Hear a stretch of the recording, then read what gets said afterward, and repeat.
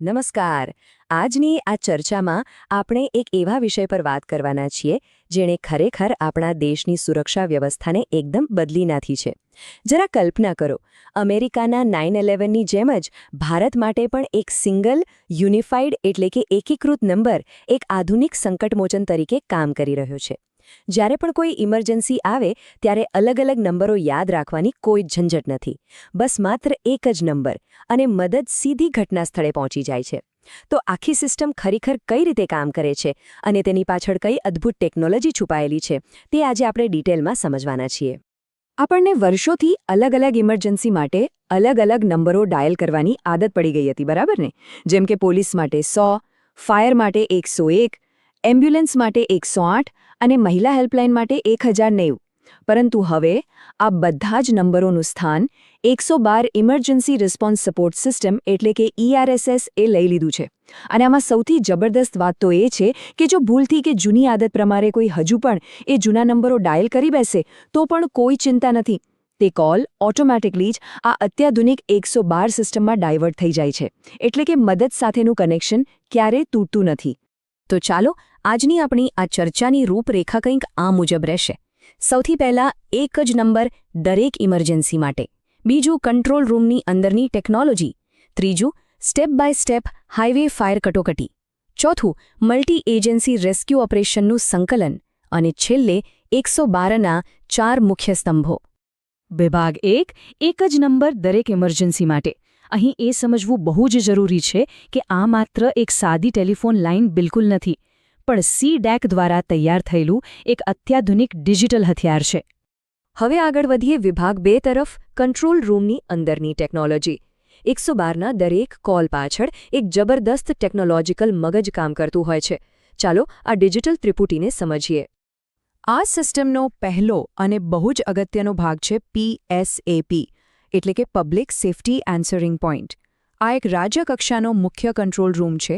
જેમ કે ગુજરાતની વાત કરીએ તો તે ગાંધીનગર ખાતે આવેલો છે. જ્યારે પણ કોઈ વ્યક્તિ 112 ડાયલ કરે છે અથવા તો પોતાના સ્માર્ટફોનનું પાવર બટન 3 વખત દબાવીને પેનિક એલર્ટ મોકલે છે, ત્યારે તે કોલ્સ સૌથી પહેલાં અહીં જ રિસીવ થાય છે. આ બરાબર એ જ જગ્યા છે જ્યાંથી આખી ટેકનિકલ ચેઇન રિએક્શનની શરૂઆત થાય છે. બીજો અને કહી શકાય કે સૌથી બુદ્ધિશાળી ભાગ છે CAD, એટલે કે કમ્પ્યુટર એડેડ ડિસ્પેચ. આ એક એવું ઇન્ટેલિજન્ટ સોફ્ટવેર છે જે GPS અને GISનો સતત ઉપયોગ કરે છે. આ સોફ્ટવેર કોઈપણ પ્રકારની અટકળોને સાવ દૂર કરી દે છે. તે ગણતરીની સેકન્ડોમાં જ ભૌગોલિક હદોનું વિશ્લેષણ કરીને નક્કી કરી લે છે કે ઘટનાસ્થળની સૌથી નજીક કયું એમરજન્સી વાહન ઉપલબ્ધ છે અને તેને તાત્કાલિક ત્યાં પહોંચાડવાની વ્યવસ્થા કરી દે છે. અને આ ત્રિપુટીનો ત્રીજો ભાગ છે MDT, અર્થાત મોબાઈલ ડેટા ટર્મિનલ. આ દરેક ઇમરજન્સી વાહન, પછી તે ફાયર બ્રિગેડ હોય, પોલીસની ગાડી હોય કે એમ્બ્યુલન્સ, તેની અંદર લગાવેલું એક સ્માર્ટ ટેબ્લેટ કે ડિસ્પ્લે સ્ક્રીન છે. આ સ્ક્રીન કંટ્રોલ રૂમ સાથે સીધી જ જોડાયેલી હોય છે. ખરેખર તો આ MDT એ ગ્રાઉન્ડ પર કામ કરતા જવાનો અને કંટ્રોલ રૂમના રિયલ ટાઈમ ડેટાને જોડતી એક અત્યંત મહત્વપૂર્ણ ડિજિટલ કડી છે. વિભાગ 3 step by step highway fire કટોકટી. હવે થિયરી તો આપણે બહુ જ સારી રીતે સમજી લીધી, પણ આ અદ્ભુત ટેકનોલોજી વાસ્તવિકતામાં ગ્રાઉન્ડ પર કેવી રીતે કામ કરે છે તે ધંધુકા હાઈવેની એક ઘટના દ્વારા સમજીએ. જરા કલ્પના કરો, એપ્રિલ મહિનામાં ધંધુકા હાઈવે પર એક બહુ જ ભયંકર અકસ્માત સર્જાય છે. 2 વાહનો સામસામે ભયંકર રીતે અથડાયા છે અને તેમાં એક મોટી ભીષણ આગ ફાટી નીકળી છે. આ કોઈ નાની સૂની ઘટના નથી. તેમાં કેટલાક લોકો ફસાયા હોવાની પૂરેપૂરી આશંકા છે. હવે ઘટનાનું સ્તર એટલું મોટું છે કે કોઈ એક એજન્સી તેને પહોંચી વળે તેમ નથી. અહીં મલ્ટિપલ એજન્સીઓના સંકલન એટલે કે મ્યુચ્યુઅલ એડની તાત્કાલિક જરૂર છે. તો આવા સમયે આખી સિસ્ટમ એક્શનમાં કેવી રીતે આવે છે? સ્ટેપ 1માં કોઈ રાહદારી 112 ડાયલ કરે છે.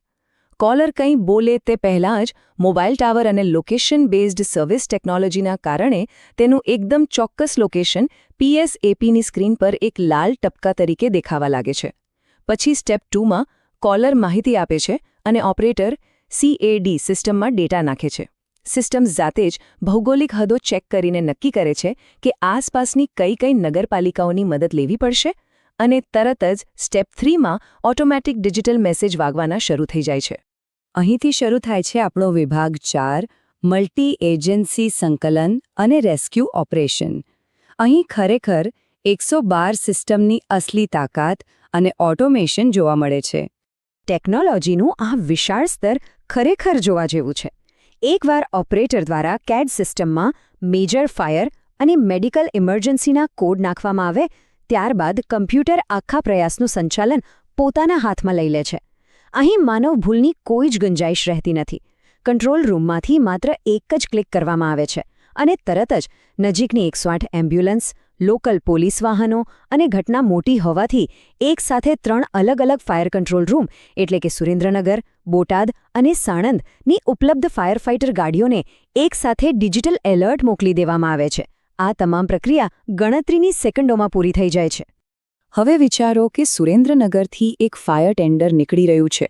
તેના ડેશબોર્ડ પર રહેલા MDT પર સાયરન વાગે છે. તેમાં DCPO એટલે કે ડ્રાઈવર કમ પંપ ઓપરેટર સ્ક્રીન પર જુએ છે તો તેને ઘટનાનું સચોટ GPS લોકેશન, ટ્રાફિક વિનાનો સૌથી ટૂંકો રસ્તો અને ઘટનાની પૂરી વિગતો જોવા મળે છે. જેમ કે વાહનમાં આગ છે અને કદાચ કેમિકલ પણ હોઈ શકે છે.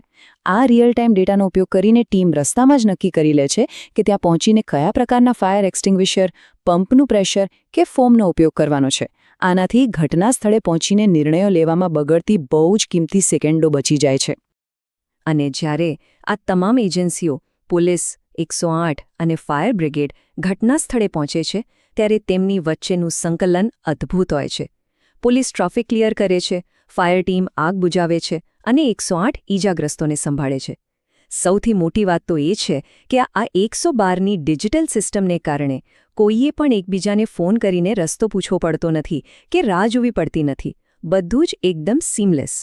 ઓપરેશન પૂરું થયા પછી ફાયર ઇન્ચાર્જ MDTમાંથી જ સ્ટેટસ અપડેટ કરે છે.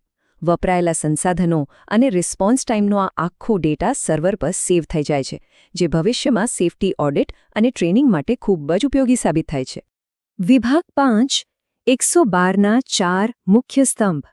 તો અત્યાર સુધી આપણે જે આખી કામગીરી જોઈ તેને જો વ્યવસ્થિત રીતે 4 તબક્કામાં વહેંચીએ તો આ ટાઈમલાઈન ઇમરજન્સી કોલની પૂરી લાઈફ સાયકલને બહુ જ સુંદર રીતે સ્પષ્ટ કરે છે. ફેઝ 1 છે કોલ રિસીવિંગ અને લોકેશન ટ્રેસિંગ, જે ગણતરીની સેકન્ડોમાં જ થઈ જાય છે. ફેઝ 2માં પરિસ્થિતિનું મૂલ્યાંકન થાય છે, જ્યાં નક્કી થાય છે કે આગ છે, મેડિકલ ઇમરજન્સી છે કે કોઈ ક્રાઇમ છે. ફેઝ 3 છે રિસોર્સ ડિસ્પેચ, જેમાં CAD સિસ્ટમ દ્વારા મિનિટોમાં જ નજીકના વાહનોને કામ સોંપવામાં આવે છે. અને છેલ્લો ફેઝ 4 છે મલ્ટી એજન્સી કોઓર્ડિનેશન, જે સમગ્ર રેસ્ક્યુ ઓપરેશન દરમિયાન સતત ચાલતું જ રહે છે. આ ચરણબદ્ધ પ્રવાહ ખરેખર રિસ્પોન્સ ટાઈમને નોંધપાત્ર રીતે ઘટાડી દે છે. તો આ બધું જોયા પછી એક બહુ મોટો પ્રશ્ન ઊભો થાય છે. જેમ જેમ રિસ્પોન્સ ટાઈમ સતત ઘટી રહ્યો છે અને દરેક ઓપરેશનમાંથી મોટા પ્રમાણમાં ડેટા જનરેટ થઈ રહ્યો છે, ત્યારે આ એકત્રિત થયેલો ડેટા ભવિષ્યના જાહેર સુરક્ષા માળખાને કેવી રીતે આકાર આપશે? આ તમામ માહિતી રસ્તાઓ, ટ્રાફિકની પેટર્ન અને ક્રાઇમ અથવા અકસ્માતના હોટસ્પોટ્સ ભવિષ્યમાં આપણને માત્ર રિએક્શન આપવા પૂરતા સીમિત નહીં રાખે, પરંતુ અકસ્માતોને અગાઉથી જ અટકાવવાની એક ગજબની ક્ષમતા પૂરી પાડશે. આ સાથે જ આજની આપણી આ ચર્ચા અહીં પૂર્ણ થાય છે. આશા છે કે 112 સિસ્ટમની આ જટિલ પણ અત્યંત ઉપયોગી ટેકનોલોજી સૌને બરાબર સ્પષ્ટ થઈ ગઈ હશે. ફરી મળીશું એક નવા